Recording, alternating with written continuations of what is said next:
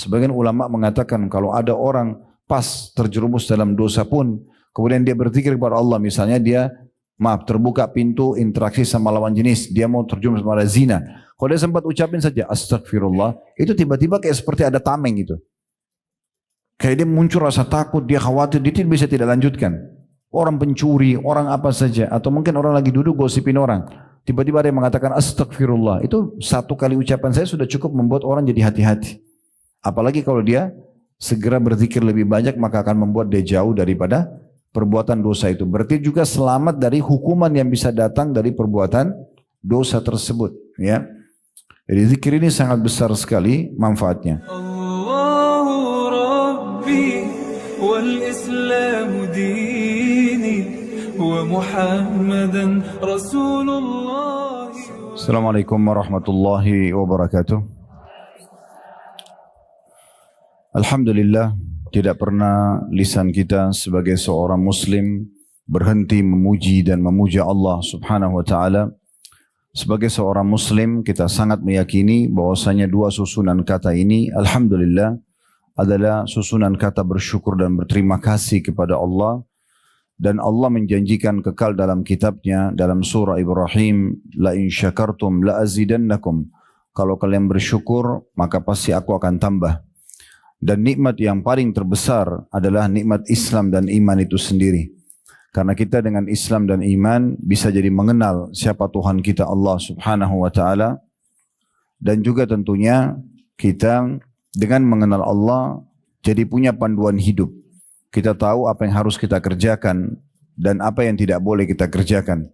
Apa yang bisa kita nikmati dan apa yang tidak bisa kita nikmati dari makanan, minuman, pakaian, pendapatan, pergaulan. Dan akhirnya dengan itu hidup seorang muslim akan terpandu dengan baik. Juga tentunya di akhirat nanti akan dibalas dengan nikmat surga yang abadi. Oleh karena itu jadilah sosok muslim yang selalu bersyukur kepada Allah. Selanjutnya kita panjatkan salam hormat kita kepada utusan Allah Nabi besar Muhammad sallallahu alaihi wa ala alihi wa sahbihi wasallam sebagai bentuk kepatuhan kepada Allah, karena Allah perintahkan kita untuk sering-sering mengucapkan salam hormat kepada manusia terbaik ini, dan juga dijadikan sebagai bentuk ibadah. Satu kali mengucapkan salam hormat akan dibalas oleh Allah subhanahu wa ta'ala dengan 10 rahmat. Oleh karena itu, jadi dia juga orang yang selalu mengucapkan salam hormat ini. Baik Bapak Ibu sekalian, terutama ibu-ibu, karena mayoritasnya tentu yang hadir ibu-ibu, sebagian bapak-bapak juga ada. Kita melanjutkan bedah buku kita, Kunci Sukses di Alam Kubur, yang ditulis oleh Dr. Ahmad Mustafa Mutawalli Hafidahullah. Dan kita akan masuk insya Allah di kunci sukses yang ke-6. Namun kembali saya ingatkan, dan hampir di setiap kita mulai kajian selalu mengingatkan, karena judul kita adalah kunci sukses di alam kubur. Maka kuburan adalah sebuah tempat yang harus kita lewati semuanya. Bagaimanapun Bapak Ibu menjaga kesehatannya, kemudian menjaga makanannya, olahraga, istirahat yang cukup, namun di saat ajal datang pasti semua kita akan meninggal dunia. Dan semua yang apa kita lakukan selama di dunia, kalau sudah sesuai dengan perintah Allah subhanahu wa ta'ala, maka tentu saja kita akan mendapatkan balasan kebaikannya. Dan siapapun yang melakukan perbuatan buruk dari yang hal-hal melanggar apa yang Allah telah larang, maka juga dia akan mendapatkan hukumannya. فَمَنْ يَعْمَلْ مِثْقَالَ ذَرَّةٍ خَيْرًا يَرَهُ. Siapa yang buat seperti biji sawi dari kebaikan, maka akan diperlihatkan dan akan dia dapat balasannya. وَمَنْ يَعْمَلْ مِثْقَالَ ذَرَّةٍ شَرًّا يَرَهُ. Dan siapa yang berbuat seperti biji sawi dari keburukan akan diperlihatkan dan juga akan dipertanggungjawabkan atau diberikan hukumannya. Setiap orang di antara kita, Bapak Ibu sekalian, bertanggung jawab tentang dirinya sendiri. Dia yang melakukannya, maka dia akan mendapatkan balasannya. Maka jeli-jelilah dalam memilih perbuatan, pergaulan, sikap, akhlak. Semua ini kita harus menentukan yang terbaik. Dan Islam sudah mengajarkan kepada kita semua yang baik-baik. Kalau Bapak Ibu coba menjadi seorang muslim dan muslimah yang baik, dipastikan hidup kita akan sempurna. Karena yang diperintahkan adalah jujur, amanah, tanggung jawab, bakti sama orang tua, senyum, bersedekah, semua baik-baik. Dan semua dijanjikan dengan balasan-balasan yang sempurna. Semua punya keutamaan. Bahasa ceramah kita punya fadilah. Jadi nggak ada ruginya kita mengerjakan perintah-perintah agama tersebut karena semuanya baik. Apapun yang agama perintahkan, maka Allah membuat manusia menyukainya. Kita akan suka bergaul dengan orang jujur, orang yang murah senyum, orang yang dermawan, orang yang soleh kalau bahasa ringkas agama kita dan soleha. Maka pasti kita akan merasa nyaman karena kita yakin tidak akan ditipu oleh dia, kita tidak akan disakiti karena orang ini tahu tentang hukum Allah Subhanahu wa taala. Dan ini kita tidak masuk dalam bahasan kita kalau ada kasuistik ya. Misal Bapak Ibu pernah bertemu dengan satu orang di pengajian lalu dia menipu, nggak boleh dipukul rata karena itu dia sendiri, dia pribadi. Umumnya majelis ilmu seperti ini, masjid rumah Allah, orang yang menutup aurat dengan baik itu adalah orang-orang yang baik. Karena tidak mungkin orang mau luangin waktu duduk ya, sekian lama, sekian jam untuk mendengar, menutup aurat, berhati-hati dalam pendapatan dia di luar sana kecuali memang karena dia takut kepada Allah Subhanahu wa taala dan dia ingin selamat dari siksa kubur, dari hisab hari kiamat dan masuk neraka. Jadi kalau ada satu dua orang yang salah itu jangan dijadikan sebagai tolok ukur. Karena memang ada juga sebagian orang yang betul-betul memang tidak ada iman dalam hatinya, dia jadikan majelis ilmu, masjid sebagai tempat untuk menipu, sebagai tempat untuk melakukan pelanggaran-pelanggaran agama dan itu tidak bisa dijadikan tolok ukur. Karena memang di masa Nabi Muhammad SAW sendiri memang ada orang-orang yang menjadi orang munafik dan ada juga orang yang menjadi pelaku maksiat. Dan di masa Nabi SAW ada pezina yang dicambuk dan dirajam, ada pencuri dipotong tangannya, ada pembunuh dihukum mati, ada juga pelanggar-pelanggar. Tapi mereka tidak bisa dijadikan sebagai tolok ukur kalaupun mereka masuk di komunitas yang baik. Ya. Begitu juga teman-teman sekalian, orang yang melakukan dari keburukan-keburukan, Allah buat di mata manusia dibenci. Pasti kita tidak nyaman bergaul sama pembohong, orang yang kasar, orang yang suka menipu. Sekali aja kita tahu dia punya sifat buruk itu, maka mungkin kita sudah menjauh dari dia. Allah buat memang perbuatan-perbuatan buruk yang Allah haramkan dibenci oleh manusia. Jadi kalau Bapak Ibu sekalian menjadi wanita yang saleh dan laki-laki yang saleh, pastikan Anda akan dicintai oleh makhluk dan dicintai oleh Allah Subhanahu wa taala. Dan kalau Anda buat pelanggaran-pelanggaran agama, Allah benci dan Allah buat makhluk benci. Makanya dalam sebuah hadis yang sahih kata Nabi SAW, kalau Allah mencintai seorang hamba karena kekuatan imannya, ilmunya dan amal solehnya, yang paling pertama Allah panggil Jibril alaihissalam. Lalu Allah mengatakan, hai Jibril, sungguhnya aku mencintai fulan, cintailah dia. Allah suruh Jibril mencintai kita. Kemudian lalu Jibril menyeru di langit sambil mengatakan, ya, sesungguhnya dan disuruhkan juga di bumi, sesungguhnya Allah telah mencintai fulan maka cintailah dia. Maka dia pun dicintai oleh seluruh makhluk di langit sana dan juga di bumi. Ya. Maka Allah pun memberikan dia penerimaan di muka bumi. Maksudnya orang akan merasa nyaman, temannya banyak, keluarganya nyaman sama dia, selalu orang kenang kebaikan-kebaikannya. Nah itu cirinya Allah mencintai dia. Sebaliknya kalau Allah membenci seorang hamba karena banyaknya pelanggarannya, kemaksiatannya, suka dusta, suka mengganggu, suka menipu dan segala macam hal. Kalau Allah membencinya, maka Allah akan memanggil Jibril alaihissalam. Lalu mengatakan, hai Jibril, aku membenci fulan, bencilah dia. Maka Jibril membencinya. Lalu Jibril menyeruh di langit sana, bahwasanya Allah membenci si fulan, maka bencilah dia. Maka Allah buat seluruh makhluk di langit membencinya. Dan juga tentunya orang-orang di bumi pun banyak yang tidak menyukainya dan pasti dia akan selalu kena efek jerah. Tidak ada orang yang melakukan pelanggaran agama tidak dijerahkan, tidak mungkin. Dia sering bohong misalnya, pasti akan kebongkar. Dia sering menipu, pasti akan kebongkar. Dia ganggu orang, pasti akan kebongkar dan akan mempermalukan diri dia sendiri. Itu semua tujuannya supaya dia berhenti dari kesalahan dia. Kalau tetap saja dia lakukan, dia pindah misalnya dari kota ke kota yang lain, di sana lagi dilakukan, di sana juga akan diperhinakan. Terus begitu sampai akhirnya puncaknya dihukum, disiksa kubur dan juga di akhirat sana. Oleh karena itu teman-teman sekalian, majelis ilmu seperti ini tujuannya adalah bagaimana kita memahami hukum Allah dan menerapkan dalam hidup. Saya sudah pernah sampaikan di pertemuan-pertemuan sebelumnya, kami para dai tidak mungkin Bapak Ibu sekalian mengetuk rumah Anda tiap saat, ayo enggak boleh begini, ayo harus begitu. Tapi Bapak Ibu harus menentukan itu. Datang ke majelis ilmu seperti ini atau dengarkan sekarang di media, dan dengarkan dengan tulus dan ikhlas dengan tujuan supaya Bapak Ibu punya panduan hidup. Juga poin penting, setiap kali kita adakan pengajian seperti ini, apapun yang sedang kita bahas, berarti kita membahas ini untuk ke depan. Tidak ada bahasan kita bermaksud sekarang ke belakang. Misal kalau kita bahas tentang kejujuran, kalau misalnya ada yang hadir, dia suka bohong, bukan berarti kita menyinggung dia. Tapi kita sedang membahas dan Allah sedang sampaikan ke kuping dia, dan di dalam tersapi dalam hati dia dan terenungi dalam pikiran dia, oh ternyata saya harus jujur ya, saya nggak boleh bohong, supaya dia perbaiki mulai hari ini ke depan. Tujuan majelis ilmu seperti itu. Ya. Kalau hari ini kita akan bahas kunci sukses yang ke-6 adalah zikir kepada Allah, maka kita akan bahas sekarang ke depan. Jadi kalaupun yang lalu-lalu sudah Bapak Ibu terbiasa dengan zikir, maka berarti sekarang lebih giat lagi. Kalau sebelumnya belum terbiasa, apalagi lalai, maka sekarang mulai start untuk menjadi orang yang banyak melakukan ketaatan ini. Ingat teman-teman sekalian, saya bukan menakut-nakuti, tapi semua kuburan yang Bapak Ibu biasa lewatin, gundukan tanah dan batu nisan, itu manusia yang sama dengan kita di dalam sana. Dan kita pun akan sama dengan mereka.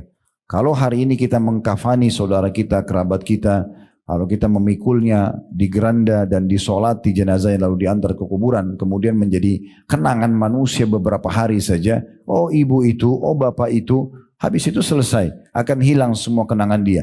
Rumah dia hanya dikenang beberapa waktu, oh itu rumah dia, oh itu pakaian dia, setelah itu diwaris, dibagi warisan, selesai. Orang tidak akan mengenang lagi rumah dia dan seterusnya. Maka beruntunglah orang yang cerdas memahami masalah ini, bagaimana dia punya persiapan-persiapan untuk menuju ke liang lahat itu. Setiap orang kita, kalau kita gambarkan rasionalnya, kita semua ini sedang berjalan, sama-sama berjalan, di depan kita ini ada liang-liang lahat yang lubang. Dan siapa yang jatuh duluan, dia akan jatuh, tergantung ajalnya. Oleh karena itu beruntung orang yang selalu memikirkan masalah ini. Rabi' ibn Hutsaim rahimahullah, seorang ulama tabi'in yang sangat masyhur, beliau sampai menggali liang lahat di belakang rumahnya. Untuk dia pribadi, bukan untuk dia dikubur ya, hanya untuk muhasabah, introspeksi diri saja. Beliau setiap malam masuk di situ lalu kemudian membaca firman Allah Subhanahu wa taala dalam surah Al-Mu'minun, qala rabbirji'un la'alli a'malu salihan fima tarakt.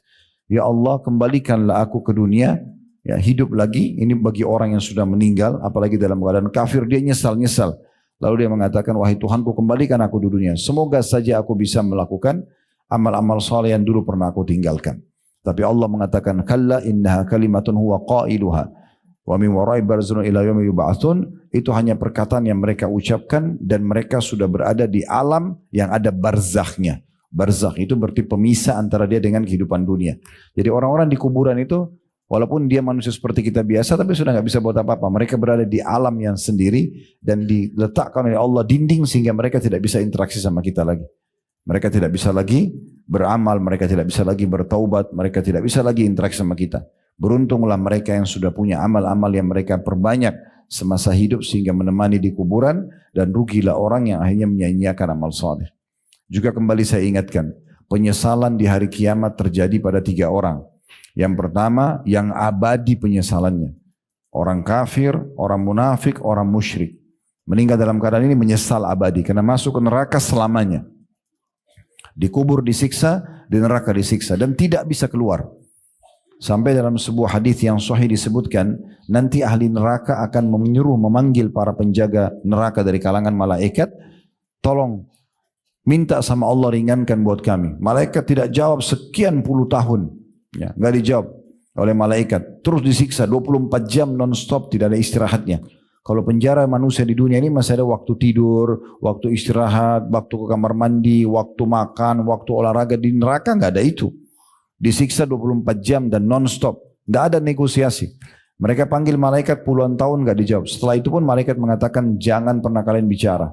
Nggak ada negosiasi. Tetap disiksa. Lalu mereka memanggil Allah Subhanahu wa taala, zat yang punya sifat Ar-Rahmanur Rahim, zat yang Maha Pengasih, Maha Penyayang. Mereka mengatakan, wahai Tuhan kami, tolonglah ringankan kami, keluarkan kami. Allah tidak menjawab mereka, kata Nabi Muhammad SAW, selama seumur dunia. Ya, umur dunia ini berapa miliar tahun? Ya, perlu kita tahu ya, kita ini manusia makhluk terakhir Bapak Ibu sekalian. Sebelum kita sudah ada jin, sudah ada hewan-hewan, sudah ada air. Ini semua ini sudah ada sebelum kita. Ya, Allah sudah ciptakan. Makanya waktu Allah ciptakan Nabi Adam, iblis sudah ada, malaikat sudah ada.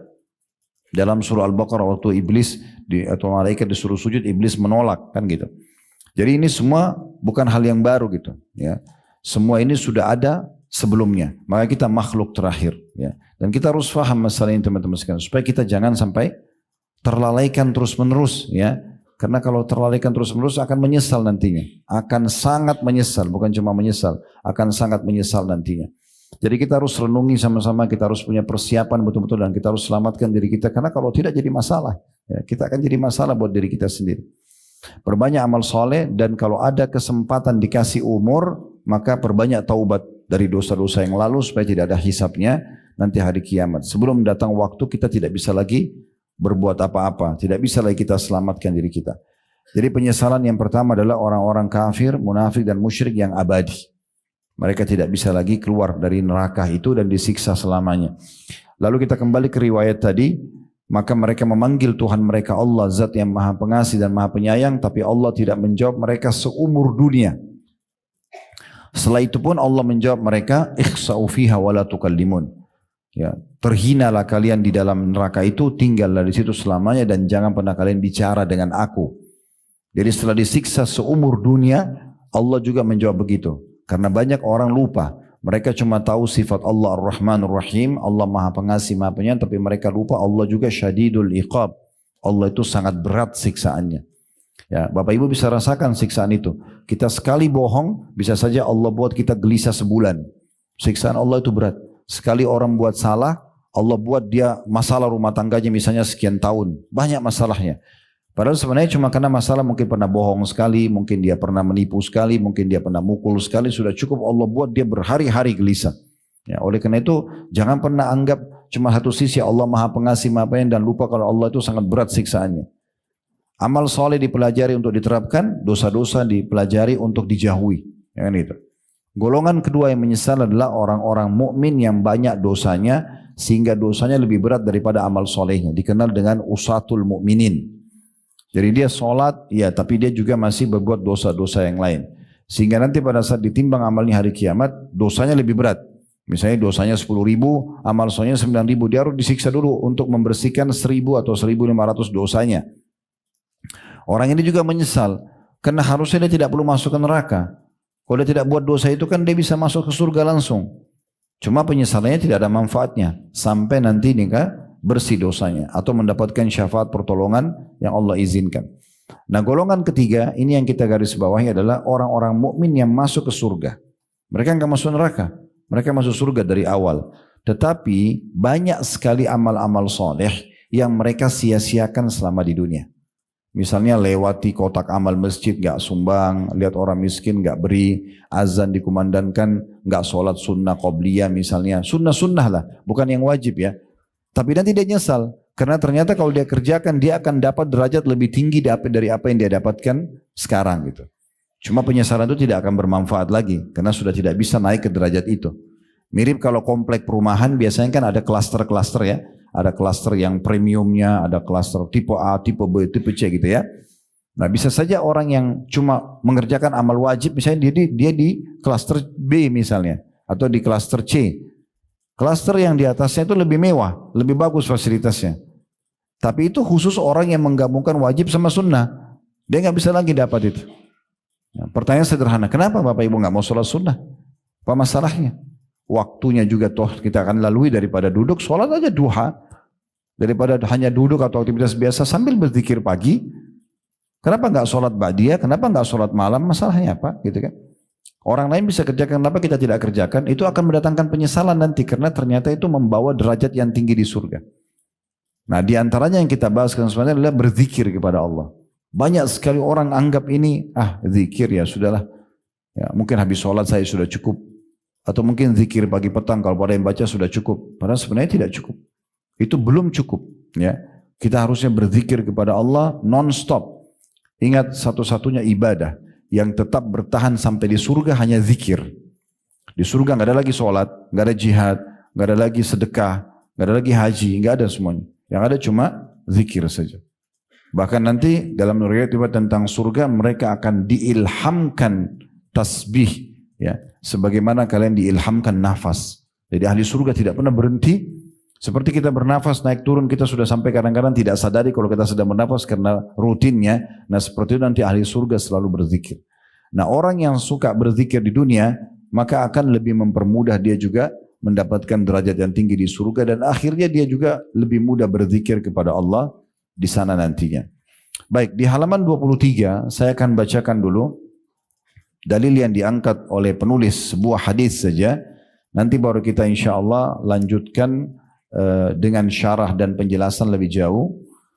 Yaitu kunci sukses yang keenam, selamatkan dari siksa kubur, berzikir atau mengingat Allah. Disebutkan hadis dari Mu'adz bin Jabal. Mu'adz bin Jabal radhiyallahu anhu, dia mengatakan, "Ma'amila adamiyun amalan anjalahu min azabillahi min zikrillah." Terjemahannya, tidaklah seorang anak Adam melakukan satu amalan yang lebih menyelamatkannya dari azab Allah dibandingkan zikir pada Allah. Itu hadis ada footnote di bawah, diriwayatkan oleh Imam Malik, Tirmidzi dan Ibnu Majah. Hadis ini ya, memberikan gambaran kepada kita teman-teman sekalian bagaimana agungnya zikir itu. Sampai-sampai ya di sini Mu'adz bin Jabal radhiyallahu mengatakan, pastikan tidak ada sesuatu yang paling cepat dan paling mudah menyelamatkan orang dari siksa Allah kecuali zikrullah. Sebagian ulama mengatakan kalau ada orang pas terjerumus dalam dosa pun kemudian dia berzikir kepada Allah, misalnya dia terbuka pintu interaksi sama lawan jenis, dia mau terjerumus pada zina. Kalau dia sempat ucapin saja astagfirullah, itu tiba-tiba kayak seperti ada tameng itu. Kayak dia muncul rasa takut, dia khawatir, dia bisa tidak lanjutkan. Orang pencuri, orang apa saja, atau mungkin orang lagi duduk gosipin orang. Tiba-tiba ada yang mengatakan astagfirullah. Itu satu kali ucapan saya sudah cukup membuat orang jadi hati-hati. Apalagi kalau dia segera berzikir lebih banyak, maka akan membuat dia jauh daripada perbuatan dosa itu. Berarti juga selamat dari hukuman yang bisa datang dari perbuatan dosa tersebut. Ya. Jadi zikir ini sangat besar sekali manfaatnya. Baik, karena penulis hanya mengangkat sebuah hadis, maka saya akan coba bacakan untuk Bapak Ibu sekalian dari kitab Sahih At-Targhib Tarhib. Ya. Kitab As-Sahih At-Targhib Tarhib ini insya Allah nanti kalau tidak ada halangan saya akan kirim ke tim, nanti tim akan kirim ke ketua majelis ta'lim dan bisa dikirimkan ke Bapak Ibu ya, nanti bisa dibuka PDF-nya di di rumah ya. Yang jelas ada kitab zikir khusus ya, kitab zikir khusus ya, diangkat oleh Al-Mundhiri namanya. Al-Mundhiri pengarang buku At-Targhib Tarhib. Kitab At-Targhib Tarhib ini termasuk kitab yang sangat kami referensikan ya, karena khusus membahas tentang janji-janji Allah di ibadah yang kita kerjakan dan juga khusus membahas ancaman-ancaman Allah di dosa yang kita kerjakan. At-Targhib artinya hadis-hadis yang berisikan motivasi untuk mengerjakan ibadah, keutamaan-keutamaannya lah ya. Semua masalah perintah dalam agama di situ disebutkan hadis-hadisnya oleh Al-Mundhiri rahimahullah tentang keutamaannya. Dan at-tarhib artinya ancaman ya, bagi pelanggar dosa ya, ancaman bagi pelanggar dosa, dan itu kena hukumannya. Dari situ diangkat hadis-hadis tentang masalah ancamannya. Riba itu apa ancamannya, zina apa ancamannya. Jadi saya sangat rekomendasikan untuk Bapak Ibu baca buku ini, dan bukunya sangat mudah untuk dibaca. Nanti dalam bentuk PDF akan dikirim ke panitia. Nanti panitia insya Allah baru share ke Bapak Ibu sekalian ya. Tapi mungkin bukan sekarang, tapi selepas kita ta'lim. Sekarang fokus saja dengarkan apa yang ditulis oleh beliau. Dan yang akan dikirim nanti adalah buku judulnya Sahih At-Targhib Tarhib. Sahihnya. Maksudnya adalah setelah menelusuri buku Al-Mundhiri ya, oleh Al-Albani rahimahullah, Syekh Al-Albani mengeluarkan hadis-hadis yang lemah. Lalu beliau menukil dan hanya menulis di situ buku, di dalam buku itu hadis-hadis yang sahih dan hasan saja. Lalu kemudian beliau mengatakan judulnya Sahih At-Targhib Tarhib. Jadi insya Allah nanti buku ini kalau Bapak Ibu baca nggak perlu khawatir ini sahih nggak hadisnya, karena buku ini sudah sahihnya. Baik, ada satu kitab dari kitab-kitab ini, dari kitab-kitab yang ini kurang lebih 6 jilid terjemahan bahasa Indonesia ya. Di jilid 3-nya ada khusus tentang masalah zikir. Misal contoh, beliau menyebutkan tentang adanya anjuran memperbanyak zikir kepada Allah Subhanahu wa taala. Hadis yang pertama dengan sanad sahih dari hadis Abu Hurairah radhiyallahu anhu bahwasanya Rasulullah SAW bersabda, yaqulullahu ana inda dhanni abdi bi. Saya sesuai dengan prasangka hambaku. Ya. Wa ana ma'ahu idza dzakarani, dan aku akan selalu bersamanya kalau dia mengingatku, berzikir kepadaku. Maka Allah akan selalu mendampingi kita. Sehingga kalau ada kebutuhan dipenuhi, ada kesalahan kita mohon maaf bisa dimaafkan, ada kejahatan yang akan menimpa kita bisa diselamatkan. Itu maknanya aku akan selalu bersamanya, menjaganya, melindunginya, memenuhi kebutuhannya kalau dia mengingatku. Fa in dzakarani fi nafsihi dzakartuhu fi nafsi. Kalau seandainya dia mengingatku di dirinya, maka aku pun akan mengingatnya di diriku, kata Allah. Wa in zakarani fi mala'in zakartu fi mala'in khair minhum. Kalau dia mengingatku di kerumunan orang banyak, kayak ibu lagi dan bapak sekarang lagi di pasar, lagi di mall, lagi di jalan, tapi sambil berzikir kepada Allah, ya. Maka aku pun akan menyebut-nyebutnya dan mengingatnya di depan kelompok yang lebih baik daripada mereka, maksudnya di depan para malaikat.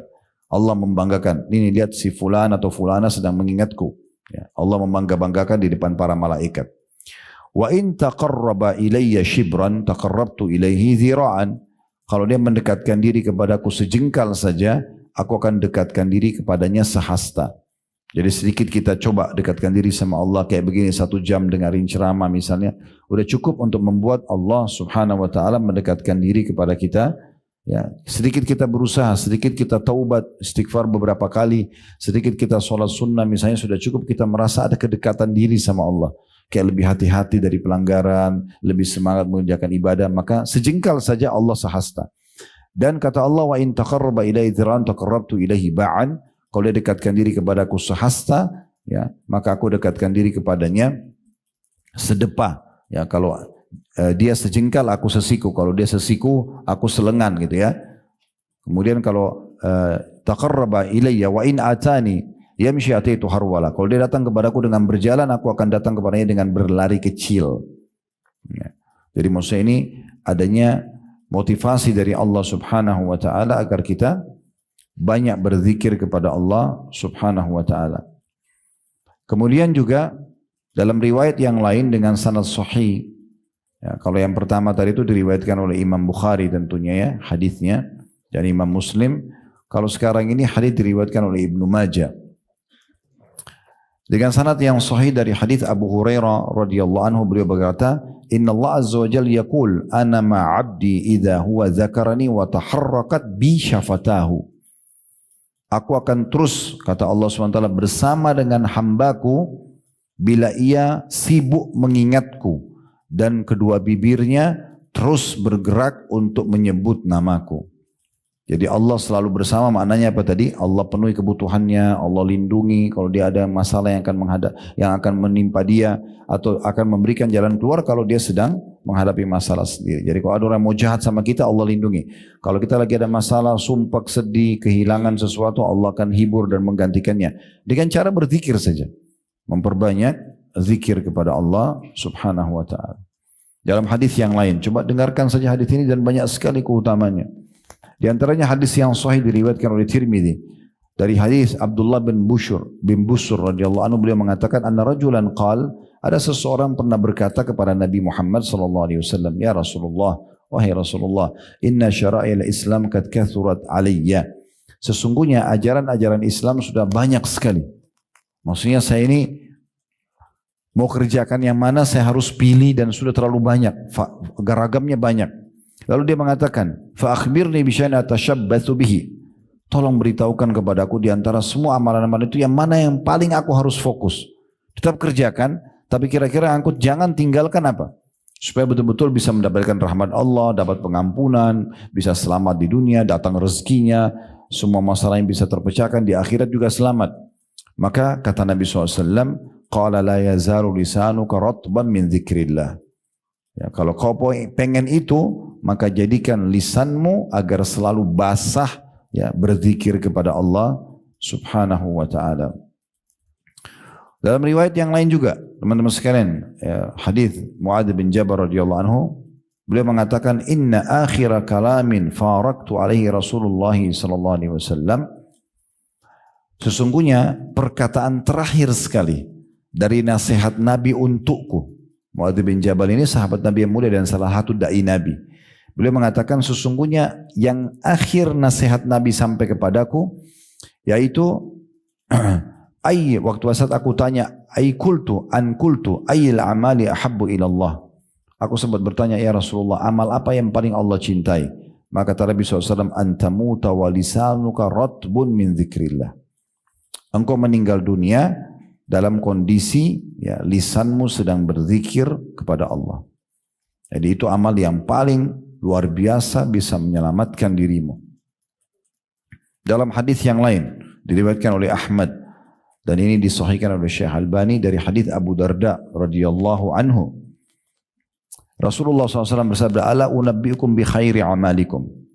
Mau enggak saya tunjukkan pada kalian amal kalian yang paling bagus, paling besar pahalanya, paling menyenangkan nanti kalau kalian lihat di timbangan amal kalian, wa azkaha inda malikikum, dan yang paling suci di sisi raja kalian Allah, wa arfa'iha fi darajatikum, dan yang paling cepat mengangkat derajat kalian di surga. Cepat sekali, dengan sedikit lakukan sudah langsung derajatnya tinggi di surga. Wa khairi lakum min infaqi dzahabi wal wariq, dan lebih bagus lagi, pahalanya lebih besar daripada kalian menginfakkan di jalan Allah emas dan perak. Ini yang akan dilakukan lebih baik bahkan daripada berinfak dengan emas dan perak. Kita bisa bayangkan kalau kita keluarkan emas dan perak dengan Allah, berapa besar pengorbanan kita. Ini lebih bagus lagi. Wa khairi lakum min an talqaw aduwakum fatadribu anaqam wa yadribu anaqakum. Bahkan pahalanya lebih besar lagi daripada kalian bertemu dengan musuh kalian di medan perang, lalu kalian pun menebas leher mereka atau leher kalian ditebas oleh mereka. Artinya kalian membunuh musuh di medan perang, pergi jihad, atau kalian pun terbunuh mati syahid. Ini masih lebih bagus lagi dari itu. Jadi saya ulangi, luar biasa ya. Kata Nabi SAW, maukah saya sampaikan amal yang paling baik? Ini keutamaan pertama. Yang kedua, paling suci di sisi Tuhan kalian. Ya. Jadi amal yang paling baik, maksudnya paling besar pahalanya, paling suci ya, di sisi Tuhan kalian. Kemudian yang ketiga, paling cepat mengangkat derajat kalian di surga. Paling cepat mengangkat derajat kalian di surga. Jadi luar biasa cepatnya melejit langsung ke derajat yang tinggi. Yang keempat, lebih baik daripada infak dengan emas dan perak. Lalu kemudian yang kelima, lebih baik daripada masuk ke medan perang, jihad, membunuh musuh atau terbunuh oleh musuh jadi mati syahid. Maka spontan semua sahabat mengatakan, qalu bala ya Rasulullah. Maka semua sahabat mengatakan, tentu wahai utusan Allah. Siapa yang enggak mau mendapatkan 5 keutamaan sekaligus? Amal yang paling baik, amal yang paling suci, paling cepat mengangkat derajat, lebih baik daripada sedekah dengan emas dan perak, lebih baik daripada jihad dan mati syahid. Maka mereka mengatakan, tentu ya Rasulullah. Qala, maka Nabi SAW mengatakan, zikrullah, berzikir kepada Allah. Qala Mu'adz bin Jabal, ma syai'u anja min adzabillahi min zikrillah. Lalu keluarlah perkataan Mu'adz bin Jabal. Nah tadi di buku kita ini cuma diambil potongan terakhir hadis ini. Maka Mu'adz bin Jabal mengatakan, ketahuilah tidak ada yang paling cepat menyelamatkan dari api neraka, dari siksa Allah dibandingkan zikrullah. Dan sudah kita kasih sedikit contohnya ya. Bahkan perbuatan dosa seseorang itu bisa tiba-tiba berhenti ya dengan dia berzikir kepada Allah. Dalam riwayat yang lain, Abdullah bin Umar radhiyallahu anhu mengatakan, mirip dengan tadi riwayat sebelumnya ya. Kata Nabi SAW, wa ma min syai'in anja min adzabillahi min dzikrillah. Ketahuilah tidak ada yang paling cepat menyelamatkan seseorang hamba dari hukuman Allah dibandingkan zikrullah. Maka sahabat mengatakan, qalu walal jihadu fisabilillah, perang pun di jalan Allah ya Rasulullah tidak bisa secepat zikir untuk menyelamatkan dari hukuman Allah. Kata Nabi SAW, qala walau an yadriba bisayfihi hatta yanqati'. Walaupun orang yang sedang berperang terus ikut berperang sampai pedangnya terputus, apakah dia putus karena membunuh musuh atau dia dibunuh oleh musuh, dia sudah tidak bisa pakai lagi pedangnya. Berarti luar biasanya zikrullah itu. Sampai-sampai betul-betul bisa menyelamatkan, menjadi pahala yang sangat besar dan bisa menyelamatkan dari segala macam mara bahaya. Ya, jadi sangat baik itu kalau misalnya Bapak Ibu lagi kaget, ya, atau lagi kagum, selalu zikrullah. Ya. Kalau kita lagi kaget, kita bisa bilang subhanallah atau Allahu Akbar misalnya. Kalau kita lagi kagum, kita bilang masya Allah. Ya, selalu begitu ya. Dan setiap ada omongan, kalau itu positif, bilang Masya Allah. Kalau ada sesuatu yang kurang baik, Astagfirullah. Terus itu ya. Dan ini non-stop. Non-stop. Mulai sekarang ke depannya yang sedang kita targetkan, bukan cuma zikir habis sholat saja, bukan hanya zikir pagi petang, tapi bagaimana Bapak Ibu tidak pernah berhenti lisannya berzikir kepada Allah Subhanahu wa taala. Jadikan rutinitas. Ya. Kalau lagi pada duduk nongkrong atau ibu lagi masak, potong bawang, potong cabai, sambil zikir. Kenapa nggak ambil zikir? Gitu kan? Sementara zikir itu tadi sudah dikatakan lebih baik daripada jihad, daripada ya infak, ya. Dan paling cepat mengangkat derajat di surga, paling mudah menyelamatkan dari segala macam mara bahaya atau siksaan. Kenapa kita nggak lakukan? Selalu berzikir kepada Allah Subhanahu wa taala. Di dalam riwayat yang lain juga, riwayat yang sahih diriwayatkan oleh Tabarani dan Al-Bazzar dari hadits Ibnu Abbas radhiyallahu anhuma, ia menuturkan bahwasanya Rasulullah SAW bersabda, "Man ajaza minkum 'anil lailati ay yaqabadahu wa bakhila bil mali ay yunfiqah wa jabuna 'anil adu an yujahida falyukthir dzikrallah." Siapa di antara kalian yang tidak mampu atau masih merasa berat bangun sholat malam. Kemudian yang kedua, masih perhitungan kalau mengeluarkan infak. Dan yang ketiga, masih takut menghadapi musuh. Maka segera selamatkan dirinya untuk menutupi kekurangan itu semua dengan memperbanyak zikrullah. Karena zikir akan menutupi kekurangan itu. Masih bolong-bolong sholat malamnya, jangan kekurangan zikirnya. Masih kalau berinfak masih cuma 2.000 rupiah terus, nggak pernah nambah-nambah. Terus minta sama Allah kesehatan, keselamatan, surga dan neraka, masih pelit, ya. 2.000 tapi mintanya banyak gitu ya. Nah, ikuti sama zikir.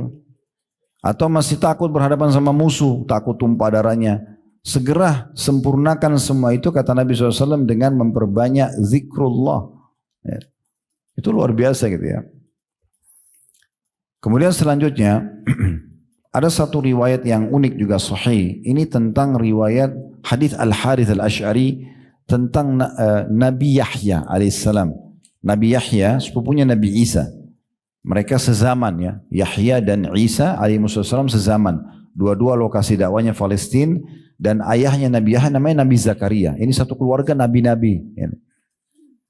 Nah, itu diceritakan kisah mereka cukup banyak dalam surah Al-Anbiya, surah Maryam tentang kisah mereka. Tapi jelas satu waktu pernah Nabi Yahya ini diperintahkan oleh Allah Subhanahu wa taala dan tidak diperintahkan kepada Nabi Isa, padahal mereka satu lokasi, rumahnya juga bersebelahan, tapi dua-dua nabi. Dan perlu saya sampaikan informasi ya, kalau Nabi Muhammad SAW, Bapak Ibu sekalian, itu diutus khusus untuk kaumnya. Nabi-nabi semua sebelum kita diutus untuk kaumnya, dan Nabi Muhammad SAW diutus untuk seluruh alam semesta ya. Jadi kalau ada orang-orang Nasrani yang mau coba menyebarkan agama Islam di Indonesia, di Afrika, tidak ada perintah untuk itu. Karena Nabi Isa itu untuk Bani Israel, bukan untuk semua manusia. Ya. Makanya lokasi dakwanya Palestina. Ya. Dan nabi-nabi sebelum Nabi Muhammad SAW diutus untuk kaumnya saja. Makanya banyak nabi-nabi sezaman, seperti Nabi Ibrahim sezaman dengan ponakannya sendiri Nabi Lut. Nabi Ibrahim lokasi dakwanya itu Babilonia, Irak, yang ada Raja Namrud yang Allah binasakan, yang coba membakar Nabi Ibrahim. Kemudian beliau pindah setelah itu ke Palestina, lalu kemudian membawa Hajar dan Ismail ke Mekah. Jadi 3 titik ini saja agamanya Nabi Ibrahim. Nah, Nabi Lut itu diperintahkan oleh Allah jadi nabi, dan lokasi dakwanya Jordania. Kalau meja ini kita bagi dua, ini Palestina tempatnya Nabi Ibrahim, setengahnya Jordan, ini daerahnya Nabi Lut. Dipisahin cuma dengan laut mati saja. Tapi sini Nabi. Kita sering baca surah Al-Kahfi ya, malam Jumat, hari Jumat ya. Ada kisah Nabi siapa di situ? Nabi Khidir ya, yang sezaman dengan Nabi Musa. Sezaman tapi beda lokasi. Kan itu. Nah, ini juga Nabi Isa alaihissalam sezaman dengan sepupunya sendiri, Nabi Yahya, pamannya Nabi Zakaria. Ini satu lokasi. Ini mereka di masa itu khusus untuk kaumnya, dan bisa saja satu zaman mereka berapa orang berdakwah. Tapi Nabi Muhammad SAW berbeda. Beliau satu-satunya Nabi yang diutus untuk seluruh alam semesta. Semua orang harus masuk Islam gitu ya, mengetahui tentang Islam. Yang mengikuti beliau selamat, yang tidak tentu akan celaka. Nah, seperti itulah yang diajarkan dalam agama Allah Subhanahu wa taala. Nah, kita kembali kepada hadis kita. Nabi Yahya pernah diwahyukan kepada Allah SWT untuk menyampaikan 5 hal kepada Bani Israel. Tapi ini tidak diperintahkan kepada Nabi Isa. Ya, saya bacakan hadisnya. Nabi SAW mengatakan, Inna Allah auha ila Yahya bin Zakaria bi 5 kalimatin an ya'mala bihinna. Sesungguhnya Allah memerintahkan kepada Nabi Yahya untuk menyampaikan 5 atau mewahyukan 5 kalimat yang dia diperintahkan untuk mengamalkan 5 itu. Wa ya'mur Bani Israel an ya'malu bihinna, dan memerintahkan Bani Israel untuk mengerjakannya. Berarti di sini khususkan untuk Bani Israel. Tapi karena Nabi Muhammad SAW menukil kepada kita, kalau beliau sudah sampaikan berarti bagian juga daripada hal yang kita dianjurkan, ya. Faka'anna abta'a bihinna, tapi Nabi Yahya terlambat dalam menerapkannya. Begitu terima wahyu enggak langsung diterapin untuk dirinya, enggak langsung disampaikan. Fa'atahu Isa faqal, Inna Allah amaraka bi 5 kalimatin an ta'amala bihinna. Lalu Nabi Isa diperintahkan oleh Allah untuk menegur Nabi Yahya. Nabi Isa datang lalu mengatakan, sesungguhnya Allah perintahkan kamu dengan 5 kalimat agar engkau mengamalkannya. Wa ta'muru Bani Israel an ya'malu bihinna, dan kau juga diperintahkan untuk menyampaikan kepada Bani Israel untuk mengamalkannya. Fa imman tukhbirahum wa imma an ukhbirahum. Sekarang ambil keputusan, kamu mau sampaikan pada mereka atau aku yang sampaikan? Jadi karena Nabi Yahya terlambat menyampaikan, maka Allah suruh Nabi Isa menyampaikan. Kalau kau tidak sampaikan, Allah suruh saya yang sampaikan loh ini. Maka saat itu, faqala ya akhi la taf'al. Nabi Yahya mengatakan, wahai saudaraku, jangan kau lakukan itu. Fa inni akhafu in sabaqtani bihinna an yukhsafa bi aw azab. Karena aku khawatir kalau kau kerjakan itu, malah aku nanti ya akan dihukum oleh Allah, disiksa. Karena ini tugasku, bukan tugasmu, gitu ya. Qala fajama'a Bani Israel bi Baitul Maqdis hatta imtala al-masjid. Maka Nabi Yahya pun mengumpulkan Bani Israel, kemudian sampai membuat seluruh wilayah Masjid Aqsa itu penuh. Ya, dipenuhi pada saat itu. Ini luar biasanya kalau Bapak Ibu belum pernah ke sana ya, tapi lokasi Masjid Aqsa luas sekali. Sehingga saya 1,4 hektar ya, atau 14, lupa ya, sekitar itu ukurannya. Dan dia bukan kayak Masjid Haram, Masjid Nabawi yang satu masjid lokasi. Dia masjid di depan ada kibli, sini ada Masjid Qubatus Sohra, ada musola-musola kecil, tapi dia satu lokasi. Maka Nabi Muhammad SAW mengatakan, kalau kalian ke Aqsa, sholatlah di mana saja, karena semuanya dihitung Baitul Maqdis dan pahalanya 250 kali lipat, gitu ya, dibandingkan tempat lain. Ya, semoga Allah berikan mereka kemerdekaan ya. Tapi yang jelas Bapak Ibu sekalian di sini dikatakan dia kumpulkan lalu penuhlah orang-orang pada saat itu. Entah bagaimana kuasa Allah, suara Nabi Yahya sampai ke mereka semua. Waktu itu belum ada pengeras suara, tapi mereka semua mendengarkan. Wa qa'adu 'ala syarafat, sampai-sampai mereka duduk di beranda-beranda semua pelosok Masjid Aqsa. Thumma khatabahum faqal, wa Nabi Yahya mulai berkhutbah dan berkata, Inna Allah auha ilayya bi 5 kalimatin an a'mala bihinna wa amura Bani Israel an ya'malu bihinna. Ketahuilah Allah perintahkan kepadaku 5 kalimat yang aku harus amalkan, 5 pesan dan untuk menyampaikan kepada Bani Israel juga untuk mengamalkannya. Awwaluhunna, yang pertama, alla tusyriku billahi syai'a. Jangan pernah kalian menyekutukan Allah dengan sesuatu apapun. Fa inna mathala man asyraka billahi kamathali rajulin ishtara 'abdan min khalisi mali bi dhahabin aw wariq thumma askanahu daran. فقال اعمل وارفع إلي فجعل يعمل ويرفع إلى غير سيده فأيكم يرضى أن يكون عبده كذلك فإن الله خلقكم ورزقكم فلا تشركوا به شيئا. Pesan pertama Allah untukku dan untuk kalian, jangan pernah menyekutukan Allah, partnerkan Allah dengan makhluk, nggak boleh. Ini hukum yang berat sekali ya. Kayak orang sholat baca dalam suratnya iyyaka na'budu wa iyyaka nasta'in, hanya kepadamu kami menyembah dan minta tolong, kemudian dia pergi kuburan sebelah mestinya minta-minta. Mana tadi statement dan komitmen dia mengatakan hanya kepadamu ya Allah, hanya kepadamu. Kenapa minta pada kuburan tersebut? Ya, Imam Nawawi rahimahullah mengatakan, saya heran dengan orang yang masih minta-minta pada kuburan, yang dia tahu kuburan itu sebenarnya berisikan manusia seperti dia yang sudah jadi tulang belulang. Gitu kan? Kenapa harus minta sama itu? Dan belum pernah dinukil satu kali pun para sahabat mereka datang setelah Nabi SAW meninggal lalu minta-minta dari kuburan Nabi Muhammad SAW. Dan Aisyah tinggal 30 tahun, ranjangnya dia di sini, di situ kuburan suaminya Nabi SAW. Tidak pernah tuh beliau minta-minta pada Nabi di kuburan. Beliau berdoa kepada Allah Subhanahu Wa Taala. Dan kita diperintahkan agar minta kepada Allah sampai tali sendal kita pun putus minta kepada Allah. Kata Nabi SAW, minta apapun kepada Tuhan kalian walaupun sampai tali sendal kalian yang putus. Kita disuruh betul-betul manja kepada Allah SWT. Kurang lebih begitu. Jadi nggak boleh syirik. Termasuk syirik, Bapak Ibu sekalian hati-hati, jangan pakai jimat, pakai susuk. Ya. Mau buat suami suka, ibu-ibu pakai cara manusia. Ya, cara manusia itu tatapan matanya syahdu, lisannya santun, tangannya ramah, ya, baik. Terus disuka sama suaminya itu. Ya. Tidak usah bawa foto ke dukun. Ya. Supaya suka, panggil jin. Ini nggak bisa. Syirik kepada Allah. Nggak boleh. Gitu. Mau laris usahanya. Nggak usah pakai kertas-kertas atau kucing yang ayun-ayun tangannya. Atau ya. Nah itu keyakinan orang-orang non-muslim. Mereka yakin bisa panggil konsumen, bisa datangkan rezeki. Nggak penting. Caranya gimana Ustaz? Supaya saya bisa usaha saya maju. Sederhana kok. Modal halal, sistem halal, produk halal. Habis itu ikutin dengan sedekah. Saya jamin 100% laku. Coba deh, modalnya selalu halal walaupun sedikit. Keberkahan akan ada. Produknya halal, sistemnya halal. Lalu jangan lupa, hubungkan antara pendapatan kita, ekonomi ini dengan sosial. Bagi pada orang lain. Maka akan banyak keberkahan. Nah seperti itu. Jadi yang pertama tidak boleh syirik. Ya, kata Nabi Yahya AS, karena perumpamaan orang yang berbuat syirik adalah seperti seseorang yang beli hamba sahaya. Di masa dulu ada hamba sahaya, sekarang tidak ada. Ada hamba sahaya. Nah, dia beli hamba sahaya ini bisa diperjualbelikan. Kemudian dia tinggalkan di sebuah tempat dan dia siapkan semua fasilitasnya. Dan dia bilang, kamu kerja nanti hasilmu buat saya. Tapi ternyata dia pergi kasih hasilnya kepada orang lain. Siapa di antara kalian yang suka dengan itu? Maksudnya Allah ciptakan kita, lalu kita menyembah selain Allah subhanahu wa ta'ala. Atau mempartnerkan Allah dengan makhluknya.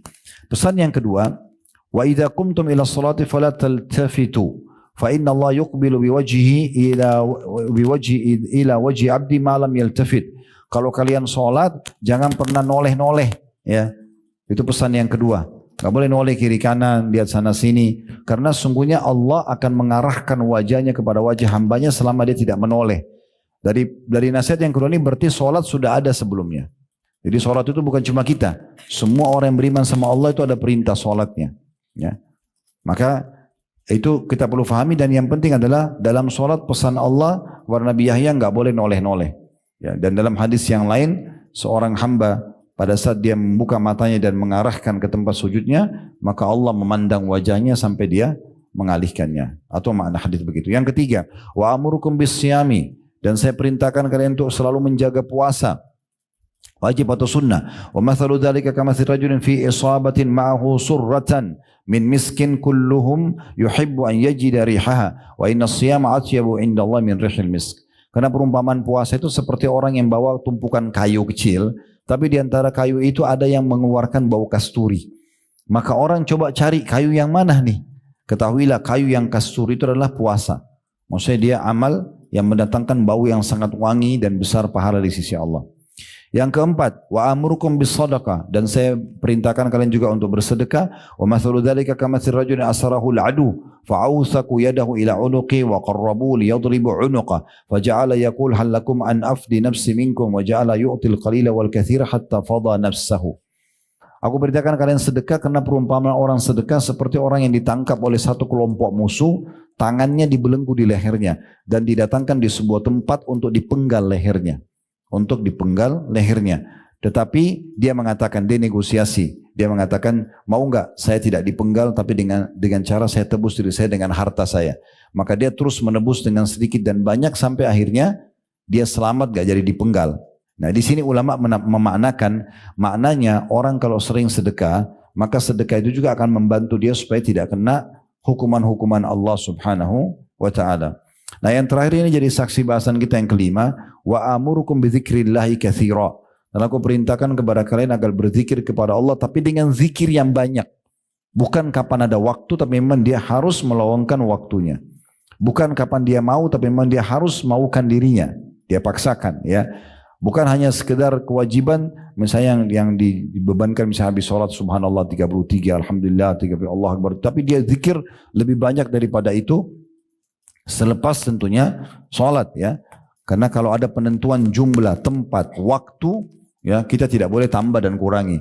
Nabi SAW mengatakan zikir habis sholat subhanallah 33, alhamdulillah 33, Allah Akbar 33. Jangan bilang oh saya mampu baca 35. Nabi sudah tentuin jumlahnya, tempatnya dan jenisnya, udah. Tapi baca subhanallah selain habis sholat boleh banyak. Boleh 100, boleh 1000 gitu kan. Nah kata Nabi Yahya, yang kelima adalah saya diperintahkan untuk mengamalkan dan kalian juga amalkan untuk banyak berzikir kepada Allah. Wa mathalu dzalika kamathil rajulin talabahu al-adu sira'an fi athari. Karena perumpamaan orang yang berzikir seperti orang yang sedang dikejar oleh musuh dan musuh berhasil mendapat jejaknya. Artinya dia sudah akan dibunuh oleh musuh. Hatta ata hisnan hasina, sampai dia menemukan sebuah benteng yang kokoh. Fa ahraza nafsahu fihi, maka dia masuk melindungkan dirinya dalam benteng tersebut. Wa kadzalikal abdu la yanju minasyaitani illa bidzikrillah. Oleh karena itu ketahuilah seperti itulah perumpamaan seorang hamba, dia tidak akan mungkin selamat dari syaitan kecuali dengan zikrullah. Jadi ini poin teman-teman sekalian yang juga perlu digarisbawahi berumpamaan dengan zikir. Di antaranya juga hadis Nabi SAW dengan hadis yang sahih dari hadis Abu Musa al-Ash'ari radhiyallahu anhu. Nabi SAW bersabda, "Mathalul ladzi yadhkuru rabbahu wal ladzi la yadhkuru rabbahu mathalul hayy wal mayyit." Perumpamaan orang yang berzikir kepada Allah dengan orang yang tidak berzikir kepada Allah seperti orang yang hidup dan orang yang mati. Kita bisa bandingkan, orang yang hidup masih bisa melihat, bisa ngomong, bisa aktivitas, yang mati sama sekali tidak bisa. Di dekat kantor kami pernah sholat Jumat, dan kebetulan saya duduk di saf itu ada jenazah mau disolatin habis Jumat. Sebelahnya karena tempatnya mestinya kecil, nggak besar. Jadi paling pojok misalnya sebelah sana ditaruh ada geranda jenazah, di saf awal ini semua orang sholat gitu. Terus saya kebetulan melihat kondisi itu sambil mendengarkan khutbah sambil saya merenung gitu. Subhanallah, orang yang jadi di geranda sekarang yang sebentar lagi mau disolatin ini manusia seperti kita. Baru beberapa jam yang lalu dia masih bisa sholat, masih bisa zikir, masih bisa segala macam. Tapi sudah mati, udah nggak bisa buat apa.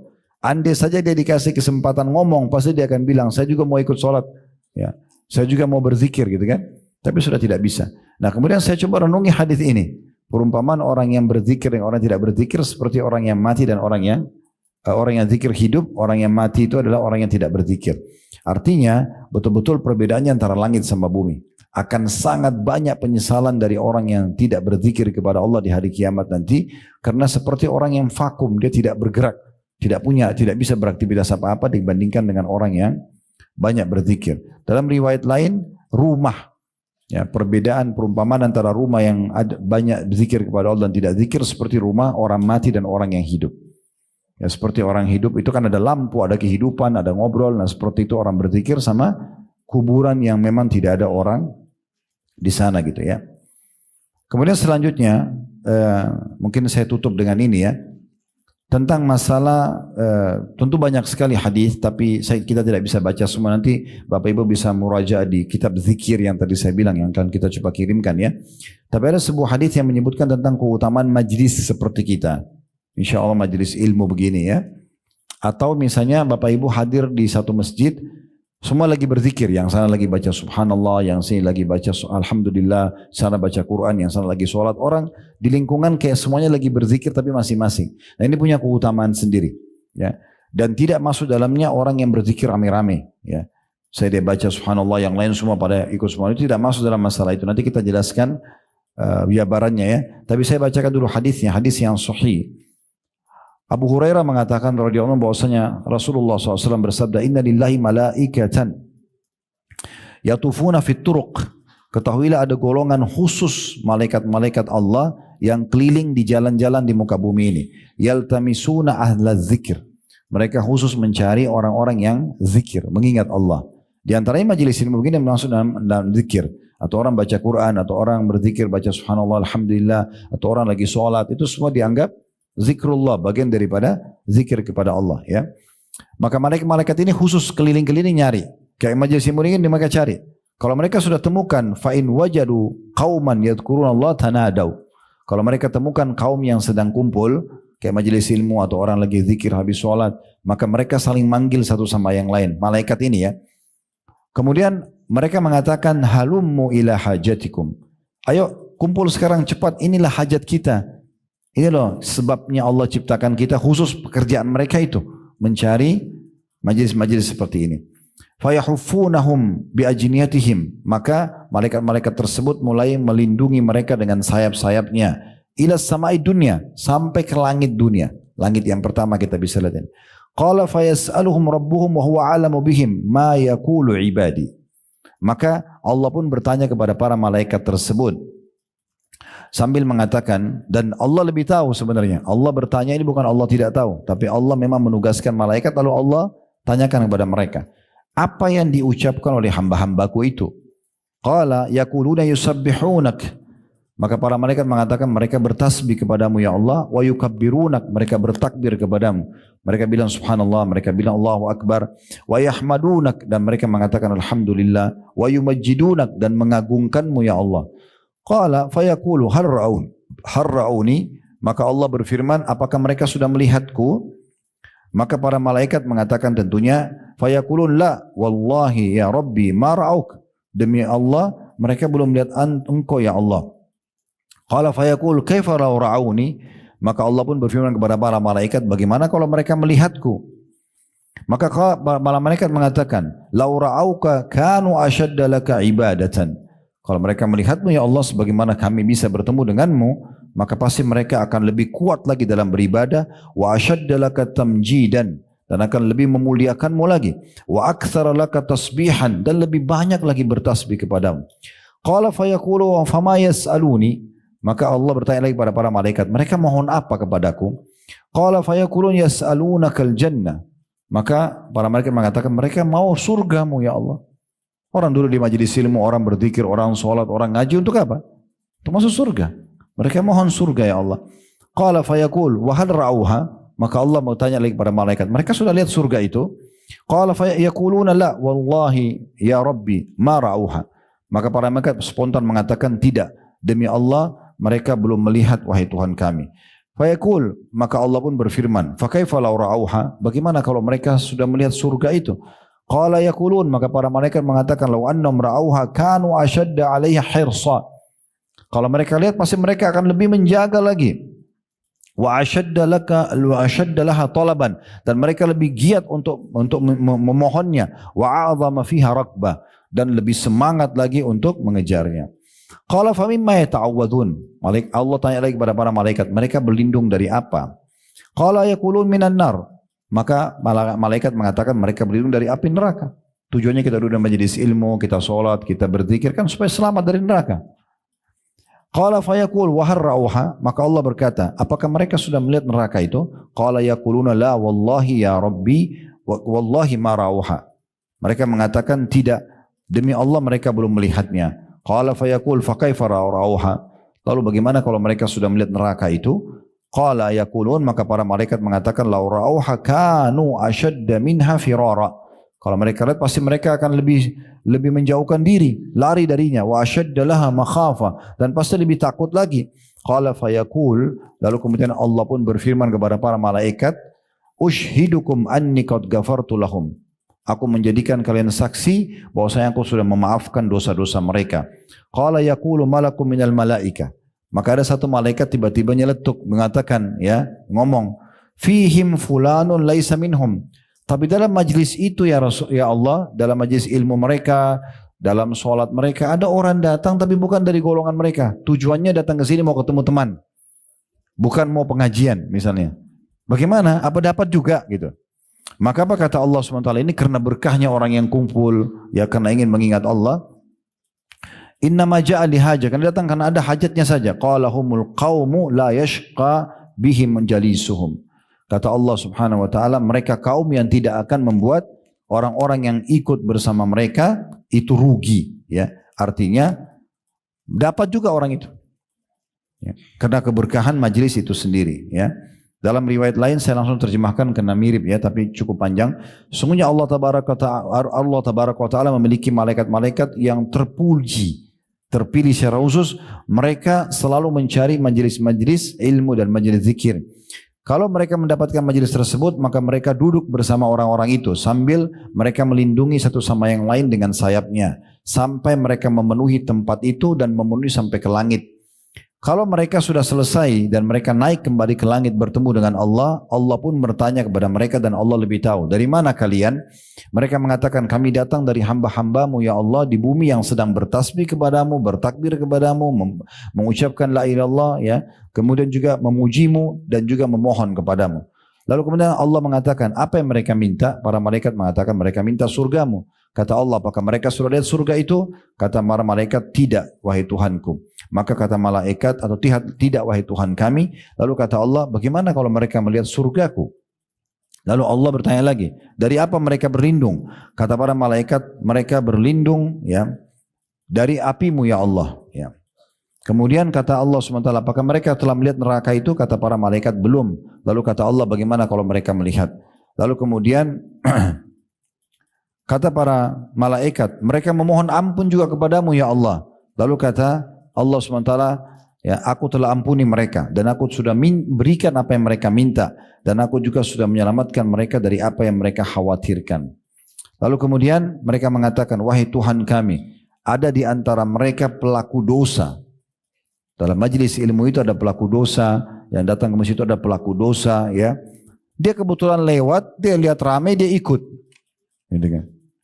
Maka kata Allah SWT, aku juga ampuni orang itu, ya. Karena sesungguhnya kaum yang sedang berkumpul tidak akan merugikan siapapun yang ikut bersama mereka. Nah, ini berarti menandakan luar biasanya kedudukan majelis ilmu itu, ya. Sampai seperti itu, ya. Ini majelis zikir.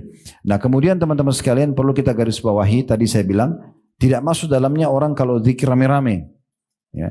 Karena pernah terjadi di masa Abdullah bin Mas'ud radhiyallahu anhu, di masa tabi'in pernah ada orang di masjid, dia duduk sambil dia pegang batu, kemudian dia bertanya subhanallah, yang lain semua ikut subhanallah, alhamdulillah, alhamdulillah, semua rame-rame gitu. Lalu kemudian Abdullah bin Mas'ud menegur sambil mengatakan, begitu cepatnya kecelakaan dan kebinasaan bisa pada kalian. Lalu yang pimpin mengatakan, wahai Abu Abdurrahman, ini maksudnya julukannya Abdullah bin Mas'ud, kami hanya ingin kebaikan, ya. Kami kan berzikir baik. Maka kata ya, Abdullah bin Mas'ud menegur kurang lebih maknanya, kalian ingin kebaikan tapi berapa banyak orang yang mau kebaikan tapi tidak sampai kepadanya. Bukankah Rasulullah SAW baru saja meninggal, rumahnya masih ada, pakainya masih ada. Kok bisa kalian buat sesuatu yang Nabi tidak contohkan? Jadi maksudnya kalau kita mau pahala juga kita harus perhatikan baik-baik, ya, supaya betul-betul sesuai dengan apa yang Allah Subhanahu Wa Taala perintahkan, ya. Kemudian juga saya akan tutup dengan satu hadis lagi. Nanti besok kita buka pertanyaan dan juga beberapa riwayat tentang orang-orang saleh kalau mereka berzikir kepada Allah seperti apa, ya. Riwayat ini adalah seorang wanita bernama Yusairah radhiyallahu anha. Ini wanita seorang muhajirah dari Mekah. Dia mengatakan, qala lana Rasulullah sallallahu alaihi wasallam alaikunna bitasbihi wat tahlili wat taqdisi waqidna bil anamil fa innahunna mas'ulatun mustantaqatun wala takfulna fatansayna rahma.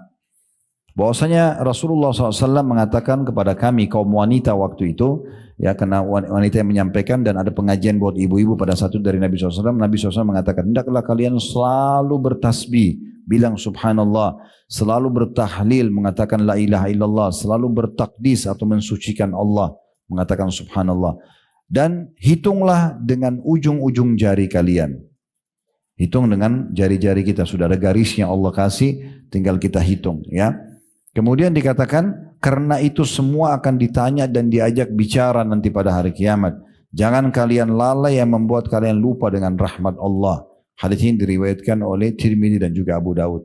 Ada riwayat lain yang menjelaskan tangan yang dipakai untuk berzikir akan menjadi saksi pada hari kiamat. Akan menjadi saksi pada hari kiamat. Nah, ini poin juga yang berhubungan dengan masalah ini. Nah, dinukil dalam kisah, ya, Abdullah bin Mas'ud, ya, maaf, Abu Ubaidah bin Abdullah bin Mas'ud, anaknya Abdullah bin Mas'ud. Ketika hati seseorang terus berzikir pada Allah, maka ia selalu berada dalam solat, ya. Dan jika ia berada di pasar, lalu ia menggerakkan kedua bibirnya untuk berzikir, maka itu akan lebih baik buat dia. Dan dinukil juga bahwasanya para salafus saleh mereka berzikir dengan jumlah yang sangat banyak. Di antaranya disebutkan nama Khalid bin Ma'dan rahimahullah.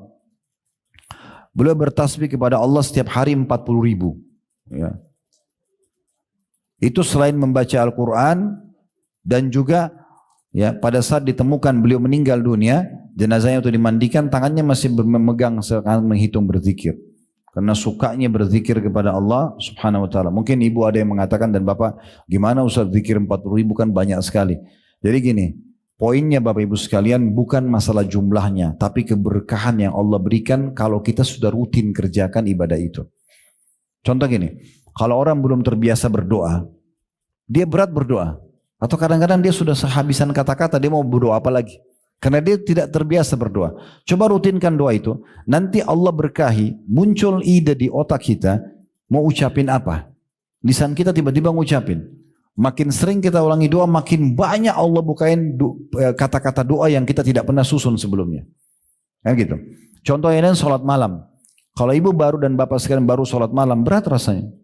Tapi kalau sudah rutin, setiap hari sudah 1 tahun, 2 tahun, sudah 5 tahun, sudah 10 tahun, itu malah jadi ringan sekali. Bahkan kita merasa, masa cuma baca surah ini lagi, akhirnya bertambah, ada Allah kasih keberkahan. Tadinya kita cuma bangun 15 menit sebelum subuh atau setengah jam, nanti mundur 1 jam, nanti mundur 2 jam. Nanti ada orang menikmati semalam suntuk berdoa dan bermunajat sama Tuhannya. Itu keberkahan Allah kasih. Utsman bin Affan radhiyallahu anhu membaca Al-Quran di sholat witir terakhir, itu 30 juz Al-Quran. Kan bagaimana caranya? Yaitu keberkahan. Yang biasa Bapak Ibu baca Qul Huwallahu Ahad, nah, yaitu Utsman bin Affan 30 juz. Ya. Nah, iya betul itu.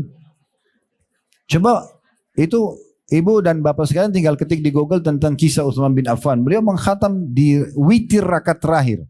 Bukan witir 3 rakaat ya. Rakaat terakhirnya itu baca 30 juz. Gimana ceritanya? Keberkahan. Allah kasih keberkahan. Contoh yang lain, kita tidak pernah sedekah. Akan berat kita keluarin, walaupun cuma 5.000, 10.000. Tapi kalau kita sudah rutin sedekah, Allah kasih keberkahan. Kita akan tidak ada beban, walaupun sudah 10 juta, 100 juta, kita tidak ada beban. Karena keberkahan yang Allah kasih. Nah begitu seterusnya. Jadi ini masalah keberkahan. Asal kita sudah mulai dulu mengerjakannya. Makanya disebutkan ya bahwasanya dalam riwayat yang sahih Nabi SAW itu selalu berzikir di setiap keadaan beliau. Kalau lagi ngomong sama orang beliau berhenti, tapi kalau lagi tidak ngomong sama orang selalu berzikir.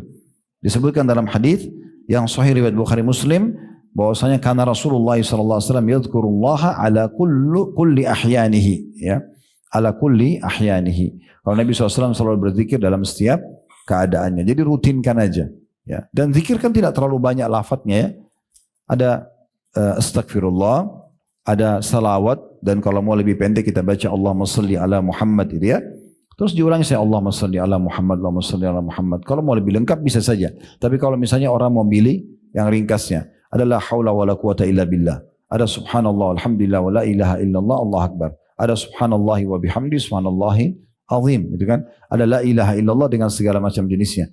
Tidak lebih dari 10 sebenarnya. Kurang dari itu jenis-jenis zikir.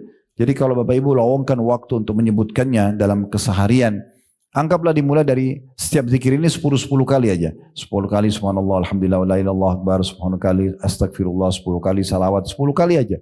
Gitu kan? Di antara contoh kata Nabi SAW, siapa yang baca salawat kepadaku 10 kali di pagi hari, 10 kali di sore hari, maka akan dapat syafaatku hari kiamat. Pelan-pelan nanti tingkatkan jadi 20, jadi 30, nanti terus menerus akan lebih banyak dari itu insya Allah. Kapan kita Allah melihat keikhlasan kita, maka Allah akan mudahkan kita tentunya untuk ya, mendapatkan keberkahan di jenis ibadah itu. Allahu a'lam. Kita berdoa kepada Allah SWT semoga yang menghadiri majelis ini baik offline ataupun online ataupun siaran ulang dan live, semua diterima hajatnya dunia dan akhirat, dimudahkan urusannya, diampuni dosanya, diterima seluruh amal-amal solehnya, serta dipanjangkan umurnya di atas ketaatan kepada Allah Subhanahu wa taala, kesempurnaan ilmu, amal saleh, dan juga keberkahan di keluarga, di keturunan, dan juga di usaha-usaha yang sedang dikembangkan. Serta semoga Allah SWT selalu menjaga negeri kita agar menjadi negara yang aman, tentram, damai. Allah jaga persatuan, kesatuan, dan juga kemerdekaan kita. Dan Allah berikan petunjuk kepada pemimpin untuk menjalankan tugas dan amanah dengan baik. sesuai dengan syariat dan apa yang Allah halalkan tentunya, dan menjadikan masyarakat negara masyarakat yang gotong royong dengan pemerintah untuk menjaga persatuan, kesatuan dan juga kemerdekaan kita. Dan semoga Allah lunasi utang negara kita dengan semudah-mudahnya. Siapapun yang menginginkan keburukan bagi Islam, bagi negeri kita, semoga Allah kembalikan tipu daya mereka kepada diri mereka sendiri. Dan kita doakan saudara kita di Palestina, terutama di Gaza dan Rafah secara khusus, dan dimanapun yang sedang tertindas, semoga Allah ikhlaskan niat mereka, terima para syuhada mereka, mulakan Islam di tangan mereka dan tangan kita semua, dan semoga Allah subhanahu wa ta'ala ikut sertakan kita bersama mereka di pahala, baik dengan doa, dengan harta, juga dengan jiwa kita, dan semoga Allah menyatukan kita semua di surga Firdausya tanpa hisab, mana disatukan dalam majlis ilmu yang mulia ini. Allahumma amin. Wa sallallahu ala nabina Muhammadin wa alihi wa sahbihi wasallam, walhamdulillahi rabbil alamin. Subhanakallahumma bihamdika asyhadu an la ilaha illa anta astaghfiruka wa atubu ilaik. Wassalamualaikum warahmatullahi wabarakatuh.